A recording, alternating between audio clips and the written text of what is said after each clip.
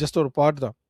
நிறைய பேர் யார் மூவ் பண்ணிட்டாங்கன்னு பார்த்தோன்னா, ஏஐ ரிசர்ச்சர்ஸு, நர்சஸ்ஸு, சைபர் செக்யூரிட்டி ஆளுங்க, பேசிக் சாஃப்ட்வேர் பீப்புள், அதுக்கப்புறம் ஃபைனான்ஷியல் எக்ஸ்பர்ட். இது இல்லாமல் யார் எக்ஸ்பெக்ட் பண்ணாமல் இருக்கிறது ஒரு ஒரு குரூப் வந்து ஸ்கில் ட்ரேட்ஸ். ஸ்கில் ட்ரேட்ஸ்னால் நம்ம இப்போது இந்த பீப்புள் ஐடிஐ பண்ணியிருப்பாங்க, trades people, right? So welder, fitter, அதுக்கப்புறம் நம்ம ஃபோர்மேனு, அது இல்லாமல் டிஃப்ரெண்ட், நான் மெக்கானிக்கல் சைட் சொல்கிறேன், பட் டிஃப்ரெண்ட் ஃபீல்ட்ஸில் வந்து டிஃப்ரெண்ட் ட்ரேட்ஸ் இருக்கு, ரைட்? அந்த மாதிரி ஆளுங்க மூவ் பண்ணுறாங்க. இப்போ இந்தியாவிலேருந்து கனடா மூவ் பண்ண ஆளுங்க பார்த்தேன்னா நிறைய பேர் ஸ்கில் ட்ரேட் தான், right? But Canada treats engineers as skill trade as well, right?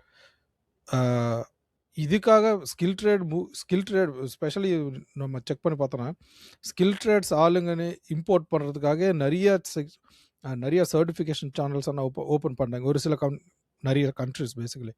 அப்ப முக்கியமான கேள்வி இதுதான். இது நாட்டுக்கு ஒரு பெரிய இழப்பா? இல்ல இது ஒரு ஸ்ட்ராட்டஜியா? ஸ்ட்ராட்டஜின்னு எப்படி சொல்லலாம்னா, புதுசா ஒரு பணப்பரிமாற்றங்கள் புதுசா இல்ல.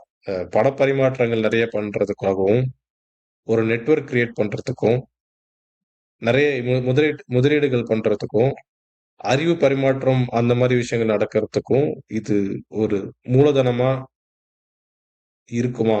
நம்ப தாய்நாட்டுக்கு? நம்ம ஒரு ஒரு ஸ்டாட்டிஸ்டிக் பார்த்தோன்னா, total statistics of remittance let's say, ஏன்னா வேர்ல்ட் பேங்க் நமக்கு நமக்கு நமக்கு கொடுத்த அந்த டேட்டா இருக்குல்ல, ஸோ அதை வச்சு பார்த்தோன்னா டோட்டல் ரெமிட்டன்சஸ் இந்தியா வந்து உலகத்திலேயே பிக்கெஸ்ட் ரெசிப்டன்ட். ஸோ இந்தியா வந்து உலகத்திலேயே biggest recipient as per World Bank. அவர் என்ன சொல்கிறாருன்னா 2023 வந்து $120 பில்லியன் டிரான்சாக்ஷன்ஸ் நடக்குது, ரெமிட்டன்ஸ் நடந்துச்சு.